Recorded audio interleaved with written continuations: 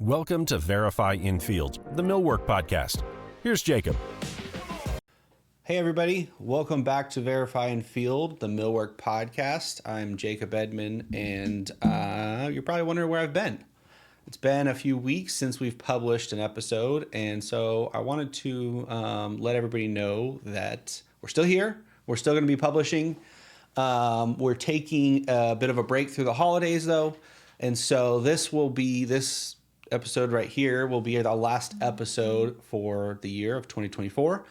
And we're going to be working to get new guest episodes starting again with a new season in February. So working on recording and booking new guests and revamping things a little bit. But we will be publishing new episodes right again starting in February. So please stay subscribed, stay following, and you should start seeing some new episodes coming back shortly. So on today's episode, I wanted to give a little bit of recap of the last year, highlight some things we've been working on, and talk about the updates and preview of next year. So if you don't know, at Duckworks, outside of this podcast, I'm CEO of Duckworks, where we help clients eliminate their drafting and design bottlenecks. And we do that through providing drafting services in anything from Microvellum to AutoCAD to Cabinet Vision, Revit. We do a little BIM coordination. And so we have finally released a project that I've been working on in the background for really a couple of years. And that is our Microvelum CAD template. So today you can go to our store. We'll link that either in the show notes or here in the video if you're watching on YouTube. You can go to our website and go to our store. You can buy and download a Microvellum CAD template. And so I'll tell you a little bit about what that is and how that came about. There's also a blog post, and we'll have some more videos all about that where you can see the features and stuff. But this is something that many clients and partners of ours have been asking for a long time.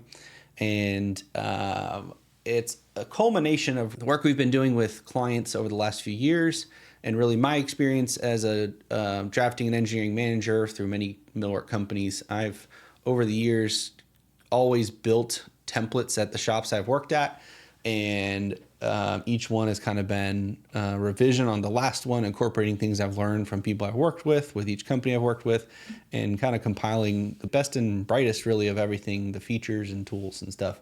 And so this template is a compilation of all those things specifically for how I recommend you organize your drawings and work with Microvellum. So it is a CAD template that is designed to work with Microvellum. And so if you're a Microvellum user, you're a Microvellum shop, this is something that you should be able to work for you.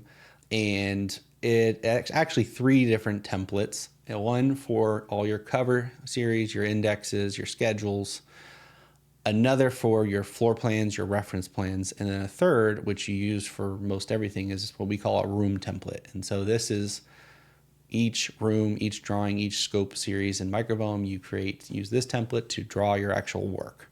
This is where you put in your cabinets, your desks, anything you're going to draw. You use this for every one of those. And so built into it is a ton of dynamic blocks, a lot in model space, a lot in paper space.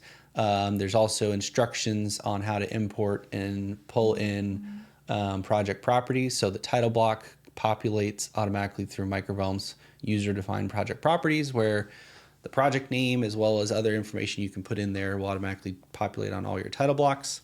It has layers that are Microvellum layers. So if you use Microvellum, you know that when you draw a product, it has both 3D and 2D layers that automatically it draws the objects on.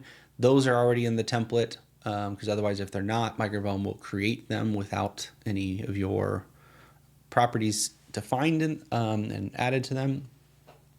It comes with a CTB file, which is how line weights are assigned for printing when you plot and publish, which our template is set up as line weight by color, and has tons of blocks and things like that already set up in model space to make it easy to work for. So I'll link here. We're going to have a playlist of videos that goes through all the features, the logic behind them, how it works. But that's something that we've been working on and we're continuing to work on and refine. We've also got some requests for a metric version, which we are currently working on and we'll be releasing soon. So if you've already bought the template, you will get an email from us with that for free. We'll give it to you. And if you haven't bought it and you're interested, but you're looking for a metric version, we will have that very soon with A size title blocks, as well as metric annotations and that type of stuff. We plan on doing more stuff like this in the future. Ultimately, if you're asking, well, why? Because the price is $99. It's very cheap. We've spent a lot more than that on developing this over the years. We're not looking to make money off this per se. We're really looking to add value, hopefully first to our customers. And so we believe that if more people are using templates like this, there's so many companies that we encounter that we do drawings for, that I work with, I consult with, that at a base level, a lot of what they're struggling with is this type of stuff, having a good template. And so many companies are still using old templates that were developed and practices from before modern AutoCAD features like annotative dimensioning, like paper space, even some people. And so this, is our attempt at hopefully rising the tides of the entire industry. If more people learn from this, and if you decide to download it and doctor it up and customize it and only pick out pieces of it, I think that's great as well. But there are a lot of shops out there that really just don't have time to spend on this type of stuff. So if you're able to download this and get up to speed very quickly, it's going to make, I think, the industry better. And if we do end up working with you, it makes our job a lot easier helping you do your shop drawings. We do work in CAD. CAD and Cabinet Vision and several other software. So we will likely be doing a version of this for Cabinet Vision in the future. We'll also have lots of other things in the works. Dynamic block libraries for if you just do shop drawings in AutoCAD only. We've got some stuff in the works for Revit. We've been doing some BIM coordination projects where we're modeling millwork in Revit. And so there's going to be a lot more things like this coming in the future. So stay tuned to our store, stay tuned to our blog posts, and you'll be able to see those types of things. Something else I want to share, beginning of 2024 this year, so Duckworks, we're AWI supplier members. We try to be very involved in AWI organization. Many of our clients and most in this industry are either members or work on AWI QCB jobs. And so I go to all their conferences, the Spring Leadership National. And at the beginning of this year, the AWI board asked a group of industry leaders to start a task force about technology and aimed at educating and informing AWI membership and members about how technology is being used, how can they learn how to better leverage technology, and really what trends and things are happening in the industry. And so they asked me to chair that committee. I'm on it with many other really great, smart industry leaders in technology. And we've been working all year as a task force, trying to find ways to provide value on what's happening with technology in our industry. So we've got people from the machinery companies, we've got people from software, we've got myself, and a really good group there. And so one, if you are an AWI member and you haven't seen our panel, you hadn't been to Spring Leadership or National, I encourage you to come to any of those conferences. You'll see us presenting there. We did at both Spring Leadership and National this year. We also did some of the family gatherings. So if you don't know AWI, they do a family gathering for members every Friday. I've been on a few of those with some of the guys from the technology task force talking about the use of AI and other technologies. Some interesting things that have come from it, though, that I want to share. One, there's a lot of buzz around AI and just in the world in general. How are people using AI? It seems like every software is integrating it. And I think there's a lot of questions about it. I think there's a lot of people in the millwork industry in particular that feel hesitant. Like, what is it? I don't understand it. It seems scary, but also curious because you don't want to feel left behind. Like, hey, am I missing out on some way that my business or I can benefit from leveraging AI? What is it? How do I use it? And so we've done some work and some talks on that. AWI also had some great speakers at both the conferences specifically on AI. So I'll just tell you a little bit about how I use AI in my day-to-day in ways that are valuable. So the first, which is very simple, is ChatGPT, which is probably the one that everybody's the most familiar with. ChatGPT is a chat-based LLM and large language model that you can basically chat with, you can talk with, and you've probably seen this integrated in your phones, or there's apps for it. You can access it on the web. There's free versions of it, which are extremely useful, and you can use it for really any type of thing that you think of, like a very advanced Google. So at the most simplest form, sometimes if I'm Googling something, I can actually go to ChatGPT and ask it the questions. It has access to the internet. It can find results and give you a summary a lot quicker.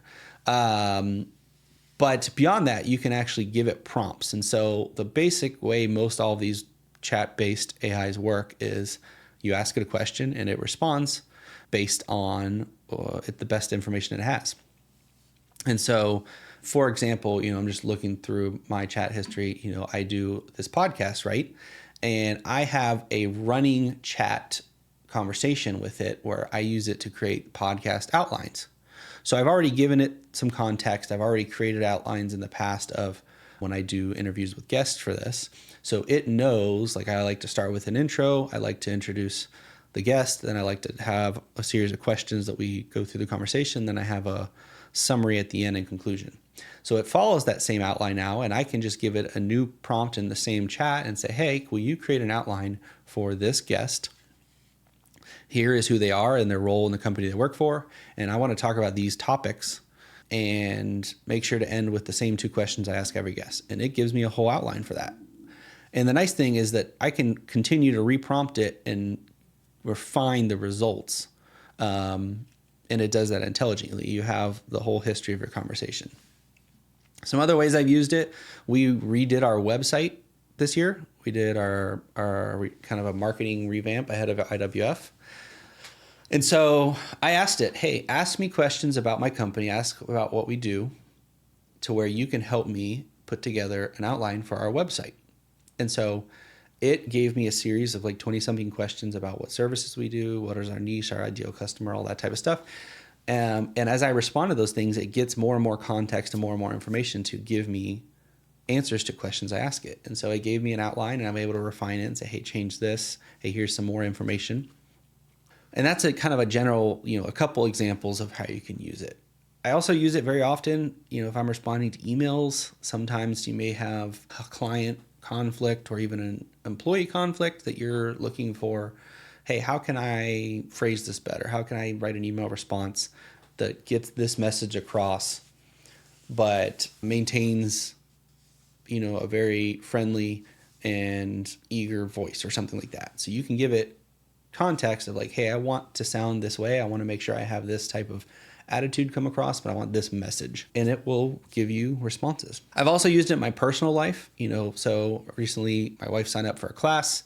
She got a piece of paper in the mail that had the list of every date that she had a class that she needed to attend. And I wanted to add that we have a Google Family Calendar. In the phone app, I was able to just take a picture of that piece of paper, and I prompted it and said, hey, please read this piece of paper, take all of the scheduled appointments on it, and give it to me in a calendar file format that I can download and import to my Google Family Calendar. And so it was able to, I'd take a picture, read that picture, convert that to recognize, hey, these are calendar events with a description and a date and a start and end time, put it into a format that was, in this case, a .ics file, which is like a calendar invite file that I was able to download on my phone, import it, and within 3 minutes, I had all of those events added to my calendar for 3 months worth of events. So it's really a very powerful tool, just ChatGPT alone. There's many other AI tools though. So if you use Google Chrome, for example, you may notice they have their own, I think it's now called Gemini. It used to be Bard, and now they call it Gemini, which is their version of ChatGPT.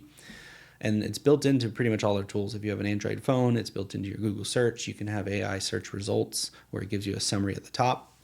Another one that I find very useful is just if I'm in a browser, you can right-click Help Me Write, and it'll pop up a little window where you can say, here, I'm trying to write this, help me write it better. And it'll give you, rewrite what you're typing with context. So you can say, hey, I'm trying to write a title for an email, a subject that expresses this, or I'm trying to write a Word document, or whatever it is, you can do it right there in your browser with the right-click tools. AI is continuing to be implemented, though, in many, many other ways. So those are just like chat-based, language-based AI tools. There's starting to be amazing, amazing uses of AI. So there's a software out there called TogalAI, TOGAL, and it's an estimating-based tool that uses vision recognition of right now it's mostly I see used for like construction-based takeoffs. There's some configuration and setup, but what it does is you upload architectural drawings and you can tell it, hey, look for all the doors in these drawings, and it'll actually perform a takeoff and recognize those things, and you can refine it and things like that. You can do square footage takeoff of drywall or flooring or things like that. And it will recognize, and you can prompt it and say, hey, I want you to go through and find this, flooring 1 all through the drawings, and then do a square footage takeoff, and it can intelligently recognize those things. And those tools are continually being developed and evolved and improved upon. So that's kind of a little bit of a summary of AI. There's tons more to it. I know software out there like Energy, they're integrating it in their software. And I'm sure we're going to continue to see it popping up in many, many more things. You already got it, Copilot in Microsoft. It's all over the place. So it's really just knowing and understanding that AI is essentially just any series of tools that are using artificial intelligence to really just use large volumes of data, including what you give it, to give you responses.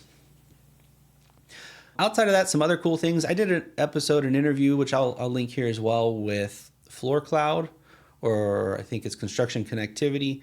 They're a really interesting company that provides a tool now that you can put on your job sites to measure everything from temperature to humidity to light, foot candles of light, and it tracks it all. You set up an account, and they have a SIM card in the device, and you just literally mount it in the job site, and then you're getting real-time job site data. So when we're constantly struggling, because I've had this many, many times in my experience where, we say, hey, we're supposed to mobilize and go deliver stuff to the job site. We have to send somebody to drive out there and check and say, hey, it's not climatized, or hey, it's not dried in. We're not going to bring and put our products on site and have them get destroyed. And so a lot of times that can lead to, conflict resolution with the GC and trying to negotiate all that stuff. But ultimately, this tool really makes it very objective. Hey, it's just data that is real-time active, and I don't have to drive out there to see. I can just go look and say, hey, it's not ready, or hey, it is ready, and what date was it ready, that type of stuff. You can also see, I think the lighting is very informative. Hey, if there's no lighting, you can see if the job site is safe, if people are on site. I think there's just a lot of information that come from it. That is one that I think is very innovative in our industry that is usable for many of us today. I've had a lot of other really good, interesting interviews this year. So take a look back at some of the episodes we've had. If you haven't listened to all of them, now is a great time while we're taking a break to go back and get caught up on past interviews I've done. Obviously, we'll have many more coming forward in the next year. Duckworks also, we had a booth our first time at IWF. We really went all out. I brought my team, and we were there all week with a large booth. And I think overall that was a really big success. The IWF show this year was extremely bigger than I ever remember. And I think I had a lot of really great vendors there. And overall networking was amazing. And so I'm looking forward to doing that again in 2 years. We're working on our schedule for what events I'll be going to this next year, but tentatively I definitely will be at AWI Spring Leadership, AWI National. I'll probably be attending ClosetCon, Wood Pro Expo. I think it's Wood Industry Conference up in Toronto at the end of the year, AWFS in Vegas, and a handful of others. So if you plan on going to any of those and we haven't met, I would love to meet up. Shoot me a PM, a DM, and would love to connect to meet up there. If you have any interest in being on this podcast, if you're in the industry or related to the industry, I'm booking interviews for all of next year. So, or if you have someone you would love to see be on this podcast or see me interview, leave us a comment, shoot us a message, or reach out, and I would love to have ideas and feedback on guests that we can have on here. And then also, we're going to continue to be trying to create more and more valuable content. So my team has been creating blog posts on our website about everything from our drafting process to how the template works and kind of tips and tricks on just drafting processes and things like that. So I would appreciate if you take a look through there, see if you find anything valuable, and we will be continuing to provide more content. So if there's things that you find would be valuable for us to do that we haven't, we'd love that feedback as well in the comments. Again, we will be back February, new episodes every other week from February through the end of next year. And look forward to seeing, who all we're able to bring on an interview through next year. I appreciate everybody who subscribes, everybody who listens to this podcast. I've had nothing but amazing feedback. And this is something we started a year and a half ago on a whim. And it's been an amazing journey so far. So if you're somebody who's been listening from the start, thank you. Thank you for your support. And I hope we're able to continue to give you really interesting interviews going forward. So until February, I hope everybody has a great and exciting and happy holiday season and a happy new year. And I will see you on the other side. Thank you for listening to today's episode. Do you want to stay up to date about industry insights, new content, and our community of millworkers? Go to duckworksmw.com to sign up for our newsletter. I'll see you in the next episode of Verify in Field.